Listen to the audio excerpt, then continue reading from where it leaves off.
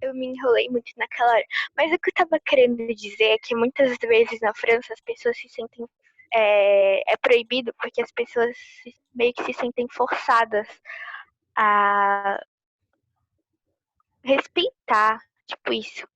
Sim, também, né? Então É, lá, tipo. É. então a gente também tem Tipo, essa, Voltei, sim. voltei. um Tam- ateu que falou que ele meio que se sente desconfortável com isso. Eu entendi. Tem muitas pessoas que não são religiosas que elas se sentem desconfortáveis com algumas, vamos dizer assim, com algumas relações entre o poder público e as religiões, né?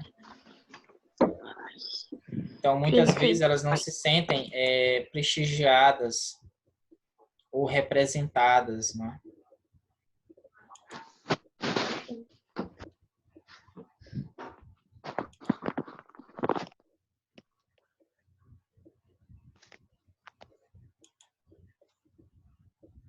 Estamos voltando aqui, estou colocando vocês todos.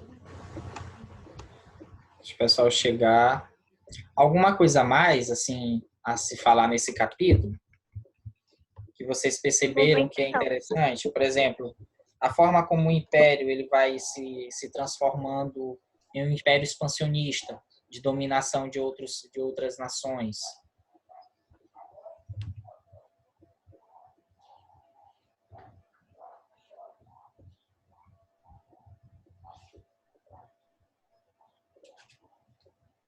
Uma coisa que eu achei interessante foi a presença do Papa na coroação. Como eu tinha explicado, a presença do Papa, Sim, de alguma forma, era para legitimar o poder de Napoleão, tá certo? A igreja, ela serviu por muito tempo às monarquias como uma forma de legitimação do seu poder. O que os monarcas diziam? Que o seu poder, ele vinha de Deus. Deus dava o poder de governança a esses monarcas, né? Luís XIV, Luís XV, Luís XVI. Eles diziam que eram ungidos de Deus, enviados por Deus para governar o seu povo, certo? Então, por isso isso que reforça essa ideia. reforça a ideia da religião como é, aquela que mantém a ordem e a vontade de Deus.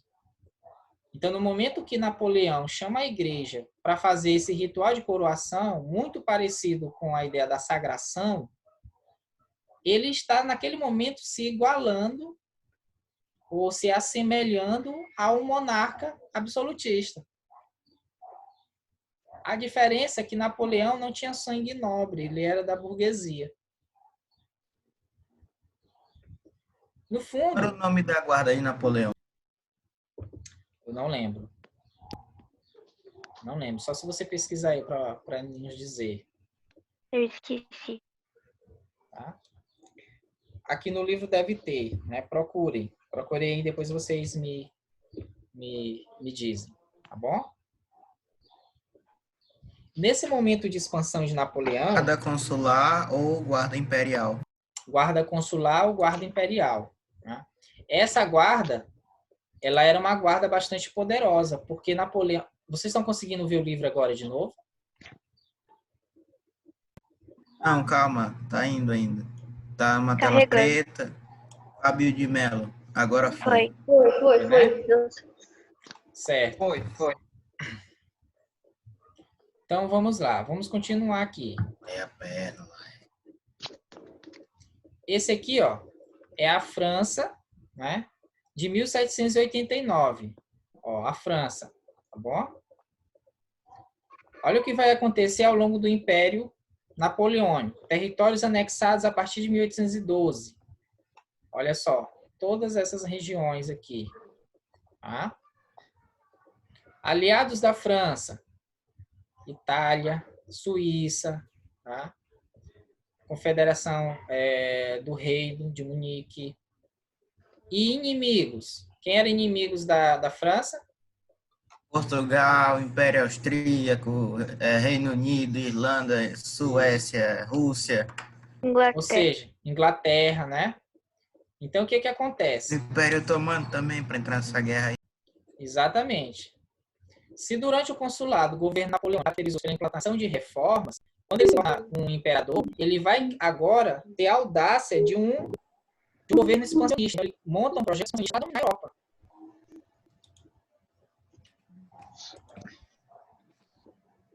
Viu? Oi? Bacana. Foram quantas coalizões? Foram 9, foi? Ou foi 8? Eu não lembro. Eu não lembro quantas Acho que foi coalizões. 9. Tá? Eu lembro que ele entrou em conflito com muitos desses povos, tá bom? Principalmente porque o objetivo era ter o monopólio comercial, que era a briga da burguesia, né? A burguesia sempre quis ter liberdade de comércio, mas até certo ponto. Então, quando ela teve a liberdade de comércio, a burguesia de cada país queria ter o monopólio para si, certo? Por isso que é meio contraditório quando a gente vai olhar a história da burguesia ao longo da sua formação, que no começo ela queria liberdade de comércio, mas depois ela vai ser adepta a práticas monopolistas de restrição comercial. Até que isso começa a prejudicar e ela volta novamente a pedir liberdade comercial e menos interferência do Estado. Certo? Então aqui a gente vai ver esse projeto audacioso, né, que é o projeto expansionista militar, porque ele, Napoleão, ele acreditava que estava libertando a Europa do absolutismo. Então a briga dele era com todos os países que ainda eram governados por monarcas, sendo ele imperador, pode? Porque ele não se considerava um monarca absolutista, Isso. e sim um libertador. Mas ao mesmo tempo tinha práticas absolutistas, não é? Pois é, né? Então veja as contradições aí em torno da figura de Napoleão. Menininho maléfico. Então ele era o... Aí a gente não tá falando aqui do mal e do bem, né? A gente não está fazendo juízo de valor. A gente está apontando as ações de Napoleão naquele momento e de que forma elas eram contraditórias, né? Se a gente pensar esse processo aí da Revolução Francesa e o pós-Revolução Francesa, tá bom? Então, o que ele vai acontecer? Nessas disputas, ele insurgiu contra os diversos estados, como a Rússia, a Áustria, a Prússia, como o Pedro falou, em um processo expansionista e bélico. Mas também ele fez negociações, né? Porque ele precisava de aliados para combater essas nações. Então, Napoleão negociava tanto com as elites locais, né? Desses territórios conquistados, mas também com os familiares do próprio imperador francês, tá? Então, era uma negociação todo o tempo. Aí a gente tem essa questão aqui do bloqueio continental. Olha só, Napoleão, ele queria estrangular o comércio inglês, tá certo? Só que ele não tinha uma esquadra muito boa, uma esquadra naval muito boa. Então, ele só podia fazer isso por meio da terra. Então, ele começou a bloquear todas as saídas da Inglaterra. Saídas aqui, da Grã-Bretanha. Saídas por terra, né? Porque a Grã-Bretanha é uma ilha.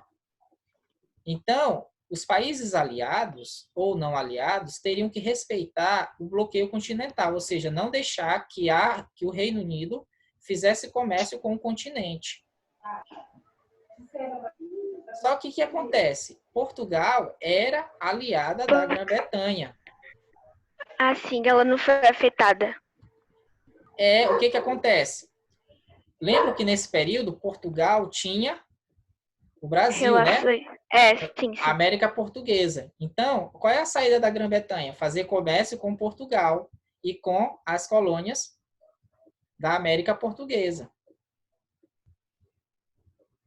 Então, quando Napoleão ficou sabendo dessa saída aqui, Napoleão invadiu a Península Ibérica, colocou o irmão dele no poder aqui na Espanha e invadiu Portugal. Então, o que que a família real de Portugal fez? Veio Foi visitar o pro Brasil em Brasil. férias. Foi, Brasil. veio fazer Veio, uma visita breve, né, ao Brasil? Em veio 1800, visitar em férias. Foi, veio em férias. Rapaz, e sim. trouxe gente. Isso a gente vai ver mais tarde, quando a gente estiver falando sobre a vinda da família real, tá certo? Não gosto do Brasil colônia. Quando a gente estiver falando do Brasil colônia. Então, mas aqui eles dão, aqui nessa parte, eles dão um petisco, né? Mostrando que com a invasão do território português, a família real veio para o Brasil em 1808. E aí a Inglaterra começou a fazer comércio com aquela região e desafogou-se, né? Ou Sim, seja, ela cresceu. exatamente. Não adiantou muito Napoleão ter feito essa estratégia, tá É, eu bom? bloqueei. Então, o que que acontece? Deixa eu só desabilitar. Certo. Estão conseguindo enxergar ainda? Sim. Então, como a França estava envolvida em várias guerras, Sim. então o Império Napoleônico ele começou a enfraquecer. Porque, gente, por mais forte que você seja, se os seus inimigos, o número dos seus inimigos começa a aumentar, nem Thanos consegue.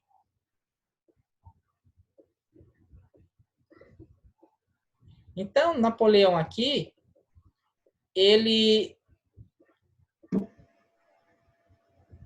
acabou sendo derrotado, porque ele acabou sendo enfraquecido. Uma vez que ele tinha várias zonas de conflito.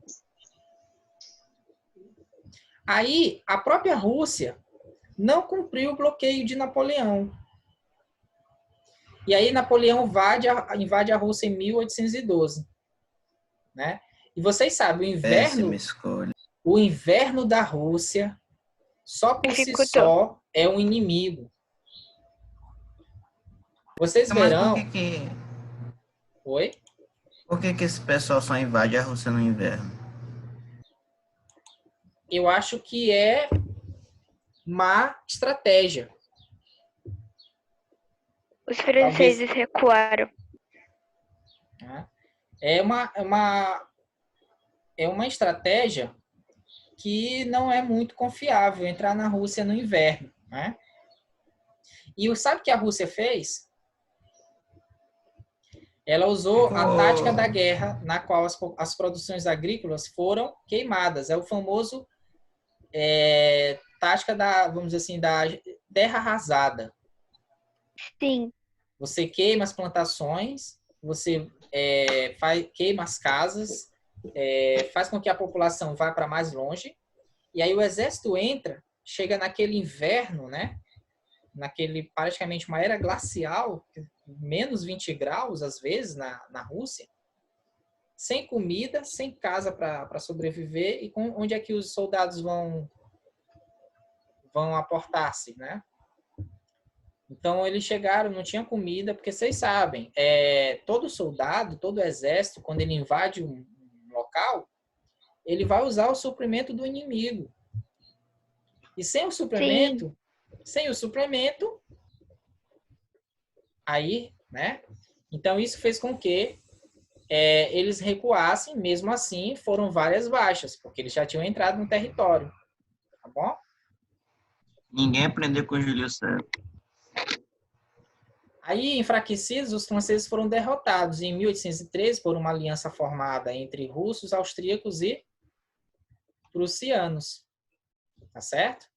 Em 1814, a monarquia foi restaurada e Luís XVIII, irmão de Luís XVI, volta a ser rei. No entanto, Napoleão fugiu e se exilou, num período que ficou conhecido como governo de 100 dias. Esse seu novo governo durou até a Batalha de Waterloo, cidade localizada na Bélgica, quando foi derrotada pelos inimigos, que contaram com a ajuda da Inglaterra. E aí Napoleão cai de vez. Que a Inglaterra era muito forte. Exatamente. Ele já não conseguia. Isso.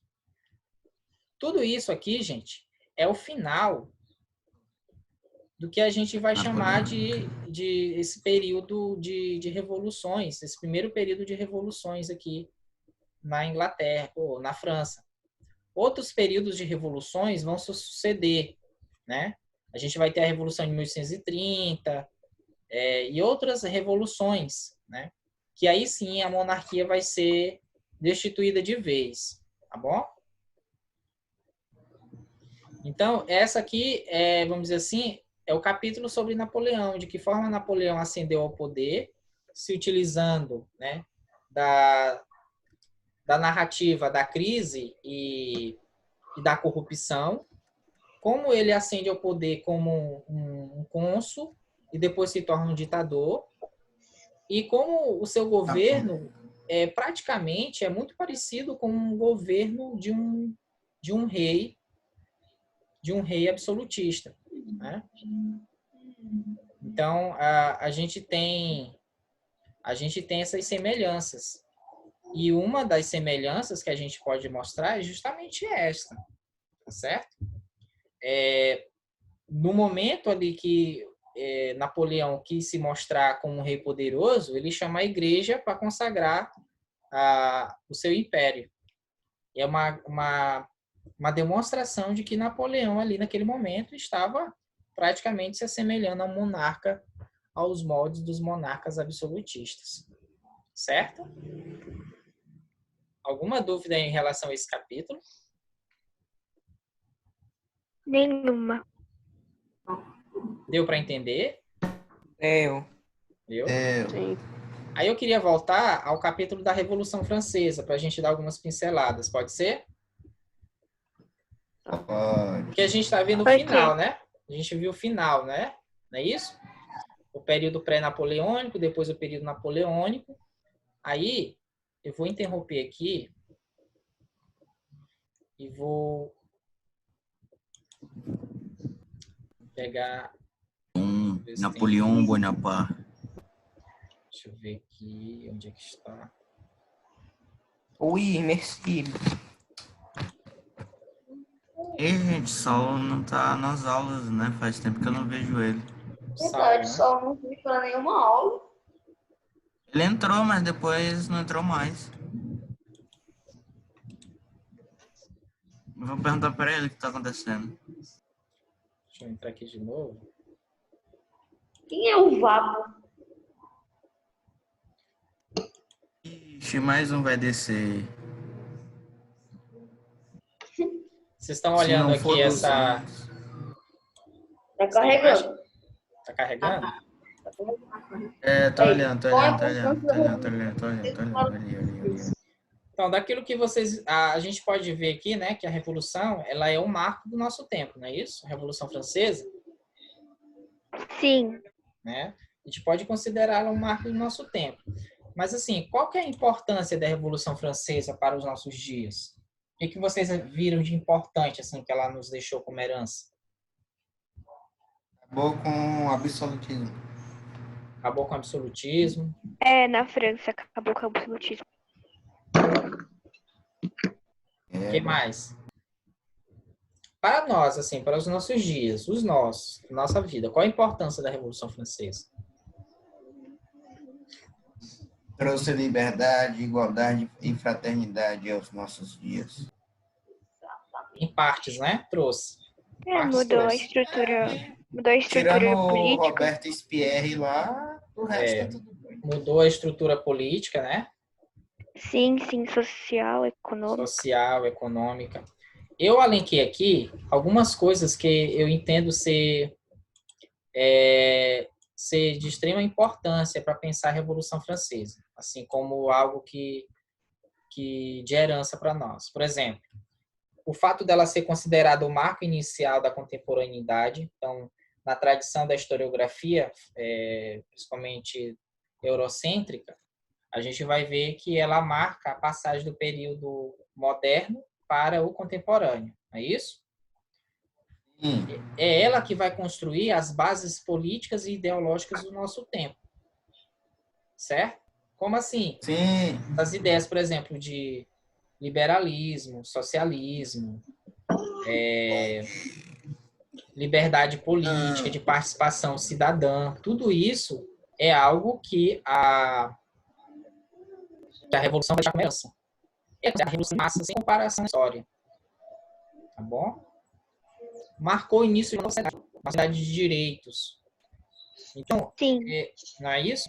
A gente pode dizer bem que é uma sociedade, ou uma sociedade, porque durante a Revolução, vários religiosos participaram, né? Vários credos estiveram envolvidos, certo? Ela é vista como aquela que foi padrão para todos os movimentos revolucionários subsequentes. Socialismo, comunismo, tá bom? E foi o primeiro grande movimento de cristandade, de certa forma, islâmico. Então, para os nossos dias, essa é a importância que a gente pode pensar da Revolução Francesa. Certo? Deu para compreender até aí? Sim, eu entendi. Algum apontamento? Não. Não. Curiosidade? Vou passar. Mas assim, o que sobre a França? O que a gente aprende sobre a França assim, ao longo da nossa vida?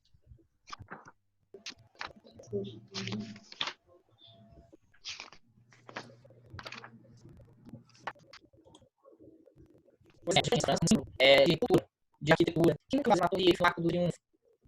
Tá? As próprias revoluções da França. Por exemplo, durante a Revolução, né, e a influência da Revolução, que vários países vão construir bandeiras, né, com as cores da França, ou cores tricolores. Tá? Esses movimentos nacionalistas, ou o conceito de nacionalismo também nasce aqui na França. Então, são algumas das heranças. No caso, o sistema métrico de medidas é francês também. Tá certo? Não sei se vocês sabem, mas o nome oficial da França é República Francesa. Ela é um governo hoje semi-presidencialista. Quem é o primeiro-ministro? Aí eu não lembro quem é o primeiro-ministro atualmente. Mas tem, eu sei que tem. Né? Tem um presidente, eu esqueci o nome dele, né? Mas de vez em quando ele vai aí, algum ano passava aí com o presidente do Brasil. A capital, Paris, todo mundo conhece. Agora é interessante pensar a econômica, né? A economia da França é o terceiro lugar no mundo. Aliás, da Europa e sexta no mundo. O IDH deles, né, é o 14º. O nosso é o 79º, por exemplo. Eu sei o nome do presidente. Exatamente, Emmanuel Macron. Né? Ele o governo é semipresidencialista porque há uma junção entre o primeiro-ministro e o presidente. Né? Tem o Edward Philip também. Certo, tá bom? Felipe. A expectativa de vida lá é 81 anos e praticamente não há analfabetos. Então, a gente pode dizer que a população francesa tem uma boa idade de vida. Não é? Mas qual a situação da França antes da Revolução? Era essa belezura? Quebrada, não é? Então, a gente tinha absolutismo, é isso? População, 30 milhões de habitantes, 21 de camponeses, sociedade familiar, economia mercantilista. Coisa que a gente já viu aqui. Eu mostrei esse gráfico para vocês. Na estrutura do Antigo Egito. Sim. Então, a sociedade desigual, privilegiados, uma economia controlada pela monarquia, pelo poder que não era tão absoluto aí no sentido ilimitado, né? Aí a monarquia passou a essa porque se o rei tivesse poderes, grandes poderes, jamais naquele período ele poderia ter controle total sobre o seu território, sobre os seus governados, por conta mesmo das estruturas que se tinha na época. Hoje, os governos eles têm muito mais controle sobre nós do que o poder de um rei naquela época. E mesmo assim, eles ainda não conseguem controlar a sua qualidade. Então, por isso que a gente não é correto, é falsa a realidade dizer que ele tinha poderes ilimitados nesse sentido. Aqui é a situação da pirâmide social. A gente vê que o primeiro e o segundo estado eles eram privilegiados, não é isso? Enquanto os outros, infelizmente, pagavam o preço. Né? Então, os burgueses trabalhadores urbanos pagavam pelos privilégios do clero e da nobreza. Aí aqui a gente tem a Antonieta, que era dos privilégios no antigo regime. Na época da Revolução, né, colocaram na boca dela uma frase. Alguém lembra dessa frase? Hã? Brasil. Sim. Uma vez que o povo não tinha pão, o Ela que disse- supostamente ela ela disse- disse?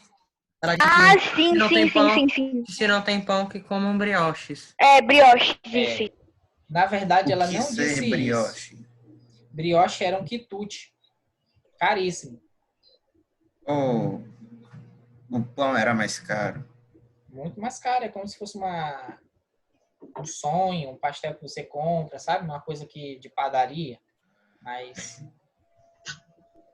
que não dá para você comer todo dia, né? Principalmente na França naquela época. Mas ela não disse isso. Na verdade, essa frase, se eu não me engano, ela foi tirada de um livro de Shakespeare e ela foi dita por outra rainha, por outra personagem. Não foi a rainha Maria Antonieta que disse essa frase, tá, gente? Mas foi colocado na boca dela, assim, dizendo que ela disse, mas ela nunca disse. Tá? E assim, ela foi acusada de cometer gastos exorbitantes. E olha que ela nem tinha cartão corporativo, viu? Mas mesmo assim, ela gastava. E aí a gente pode perceber, por meio das vestimentas e do luxo do ambiente que ela está, né, para onde ia os impostos pagos pela burguesia e pelo povo. Tudo bem? Iam para algum lugar, isso eu tenho certeza. Esse aqui é um gráfico que tem no livro de vocês, tá bom? Esse gráfico aqui é do endividamento do Estado, tá certo? Então, olha só. Se a gente pensar, isso aqui são as receitas, ou seja, o que o Estado arrecada. Ele arrecadava 471 libras esterlinas, né? E ele gastava 633 libras, 633 milhões de libras. Quer dizer, ele gastava muito mais do que arrecadava. Então, isso vai criar o que a gente chama de déficit, tá bom? Que é um saldo negativo na conta. E de onde que vem esse déficit?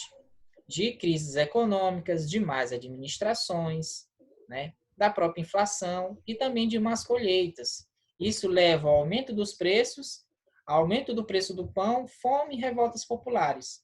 É o que vai ser, vamos dizer assim, a fagulha aí para a revolta, para as revoltas populares que depois a gente vai ver na Revolução Francesa.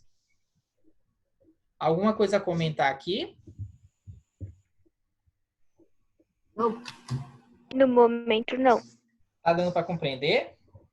Sim, só Assim, né? Ah, sim, Perfeitamente. Tá. Nosso horário vai sim. Não é acabar em para 10 voltar? minutos. Ah, Dá para voltar. Aqui? não, é para voltar depois de 10 minutos. Não, não é para voltar. Aí a gente continua na próxima aula. Se der tempo, a gente volta a falar um pouco mais, tá bom? E aí a gente vai para a parte da América, certo? Ok. Só falando aqui, por exemplo, os custos da colheita, né? Então a gente percebe, por exemplo, que o camponês ele tinha altos custos para a produção dos seus grãos. Então o que sobrava para ele era 35%, o restante todo era dado em impostos. Tá? É a situação do camponês na época. Por que que a igreja tinha que ganhar, sendo que ela não fazia nada? Porque era imposto clerical, pago à igreja, como uma espécie de dízimo, né? Eu ia fugir para a Inglaterra. Aí a gente vai ter, toda essa situação vai gerar a convocação dos Estados Gerais, que é vamos dizer assim, uma instituição que não era convocada há muito tempo.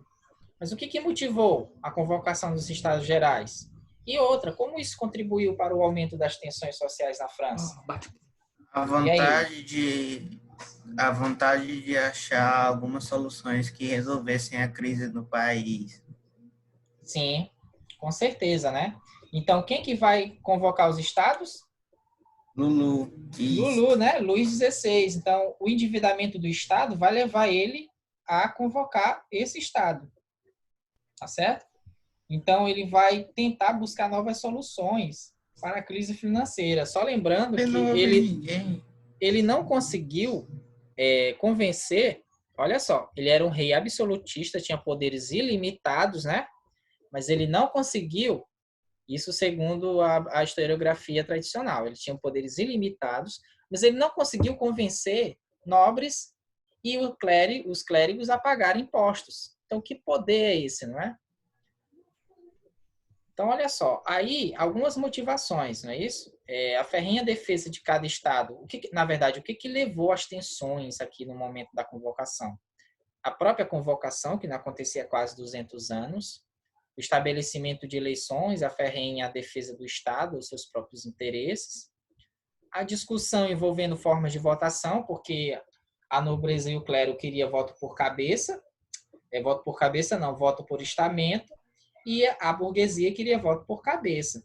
Ou seja, a burguesia tinha a maior, vamos dizer, o terceiro estado, né, que era a burguesia, camponeses, tinham o maior número de representantes, 600. Então, logicamente, eles queriam usar esse maior número de representantes do que votar por cabeça ou por estamento. Porque se votasse por estamento, ia dar 2-1. Nobreza e clero iam ficar de um lado contra o terceiro estado, a burguesia. Então, por isso que a burguesia queria voto por cabeça. Com a recusa de Luís XVI a esse tipo de votação, o terceiro estado fica descontente e se fecha numa sala que era uma sala que eles chamam de juramento da pela, uma sala de pela, que era uma espécie de esporte muito parecido com o tênis jogado na época. Eles se trancam naquela sala e ali eles instituem a Assembleia Nacional Constituinte, né? É a formação da Assembleia Nacional, onde agora eles vão ter um objetivo. Qual é o desejo do terceiro estado, então, na Assembleia Nacional?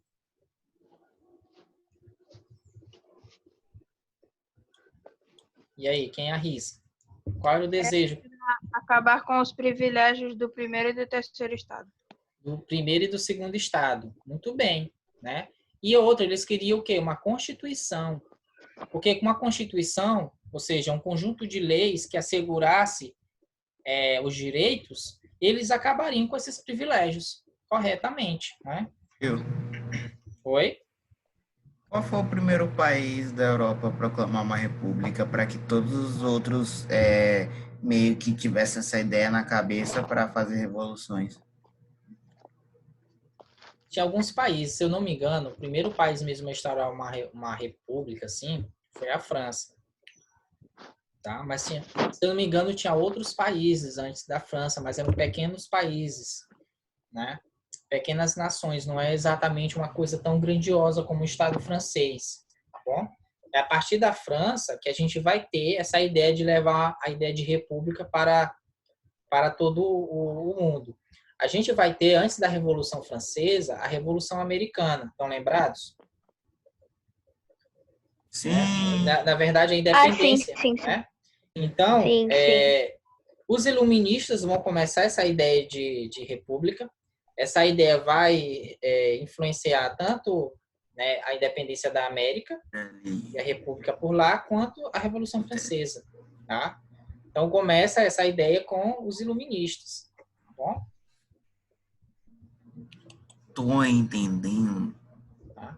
Então, aqui, eram alguns dos desejos dessa população, desse terceiro estado. Né? O que eles queriam? Elaboração de constituição, rompimento com o absolutismo, leis que acabassem com os privilégios, certo? Então, os representantes do povo francês resolveram declarar solenemente os direitos naturais inalienáveis e sagrados do homem, a fim de que esta declaração, sempre presente em todos os membros do corpo social, lhes lembrasse permanentemente seus direitos e seus deveres. Então, aqui está a Constituição, né? Ou seria, seria a elaboração dessa Constituição, dessa Carta de Direitos, né? No caso aqui, a gente tem a Declaração dos Direitos do Homem e do Cidadão, que é uma declaração que foi bastante polêmica, porque, a princípio, ninguém queria, né? Somente o terceiro estado.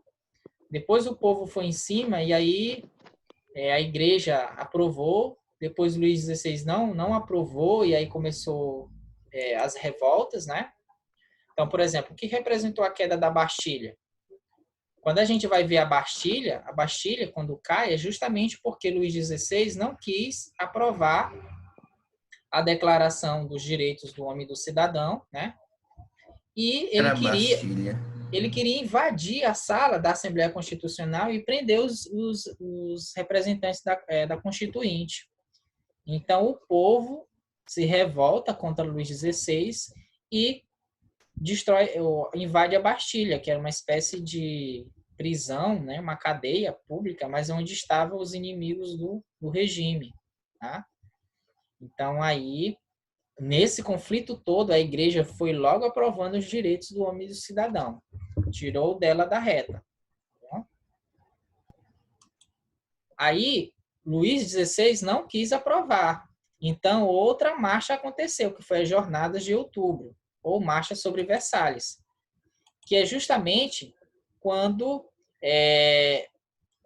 uma parte da população e assim uma efetiva participação de mulheres marcharam até Versalhes, né, e obrigaram a família real a voltar a Paris, certo? Então, foi uma marcha bastante radical. Nesse momento aqui, a alta burguesia já começou a desconfiar da revolução. Então, a gente vai ver, por exemplo, que a gente vai ter uma espécie de, vamos dizer assim, de conflito entre os revolucionários. Uma parte vai ficar mais conservadora e a outra vai ficar mais radical. E aí que nasce aqueles grupos girondinos, né, jacobinos. E aí, com a radicalização da revolta, com a morte, por exemplo, com a saída de Luís XVI, né, com a morte dele na guilhotina, esses grupos vão lutar pelo poder. Aí a gente vai ter o período da convenção, né, e depois o período de domínio dos girondinos. Né? Então, bem na Revolução, já nesse momento aí de queda da Bastilha e depois da morte do rei, é que começam as rupturas dentro dos, vamos dizer assim, dos grupos revolucionários. Porque um grupo era mais radical e queria uma revolução maior, outros não. Né? No caso, por exemplo, dos girondinos e... Oh, meu Deus, como é o nome do outro grupo? Jacobino. Jacobinos. Jacobinos, girondinos e tinha um outro grupo, né, que vão lutar pelo poder nesse momento. Deixa eu ver aqui. Que eu Falta 20 segundos. Certo. Então, olha só, gente. Aí vocês leem o livro, tá bom? Façam as atividades e aí a gente se encontra num outro momento, tá bom? Aí eu volto um pouco